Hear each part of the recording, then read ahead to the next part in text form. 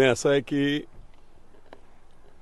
मुख्यमंत्री महोदय आणि दोन्ही उपमुख्यमंत्री यांच्याशी परवा रात्री जवळजवळ 2.5 तास चर्चा झाली. 11 ते 2 वाजेपर्यंत आणि बारीक सारीक विषयांवर चर्चा झाली. माझं काय म्हणणं आहे लोकांच्या बाबतीतलं ते त्यांच्यासमोर मांडलं गेलं. मतदारसंघातील एकंदरीत भावना काय आहेत लोकांच्या त्याही मांडल्या गेल्या. परंतु जसं हे लोकांमधून तो निर्णय मी घेतला होता तसंच आता उद्या 11 वाजता पुरंदरेश्वर या सासवड येथील निवासस्थानी संपूर्ण बारामती लोकसभा मतदारसंघातील कार्यकर्ते, प्रमुख कार्यकर्ते यांची बैठक 11 ते साधारणतः 1 वाजेपर्यंत 1-1.5 तास चालेल. सगळ्यांचं म्हणणं ऐकून घेतलं जाईल.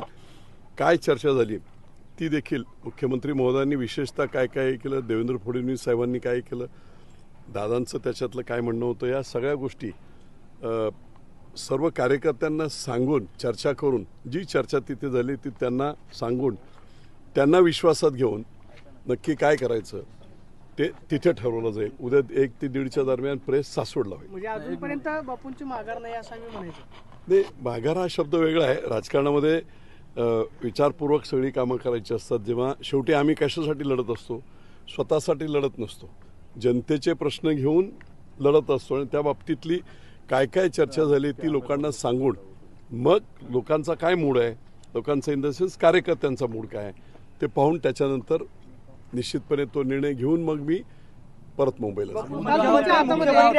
काय नेमकं पत्रामध्ये होतं मी आता उद्याच्या मीटिंगमध्ये उद्याची चर्चा झाल्यानंतर आता सर्व नको, काय झाली चर्चा वगैरे ते सगळं ब्रीफ मी उद्या 1:30 वाजताच्या प्रेसमध्ये कार्यकर्त्यांची मीटिंग झाल्यानंतर त्यांचा कानोसा घेतल्यानंतर मग जाईल.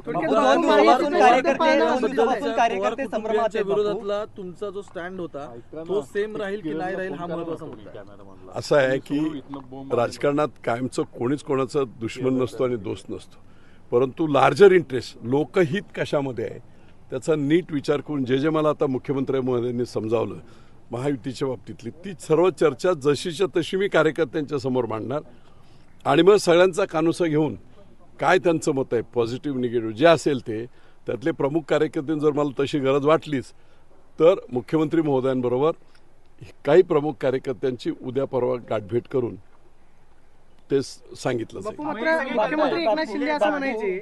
हो, मी सांगितलं उद्या असं आहे की शेवटी जनतेचा आवाज बघून मी हे केलं होतं, कार्यकर्त्यांची मानसिकता बघून.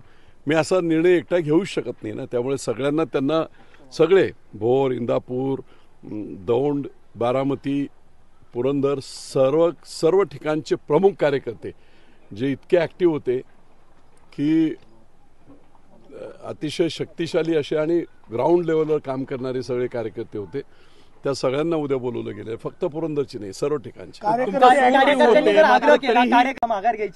निवडणूक लढायची असं जर कार्यकर्त्यांनी हो ना, मग ते म्हणून तर ते आता त्यांचा कानोसा घेऊ द्या. आता नरमाईचा दिसतोय आज तुमचं सूर नरमाईचं. आता जास्त बोललं की परत तुम्ही काही शब्द 5.5 लाख मतांचं तुम्ही 5.5 लाख मतदान आहे त्या 5.5 लाख मतदारांचं मी उद्या पत्रकार परिषदेनंतर त्याबद्दलची काय भूमिका आहे हे जे मला सगळे दोन्ही उपमुख्यमंत्री आणि मुख्यमंत्र्यांनी विशेषतः जे सांगितलंय ते सर्व लोकांना तिथेही सांगणार आहे. नंतर आपल्याला सुद्धा अजितदादांनी काय सांगितलं तुम्हाला, काय चर्चा झाली?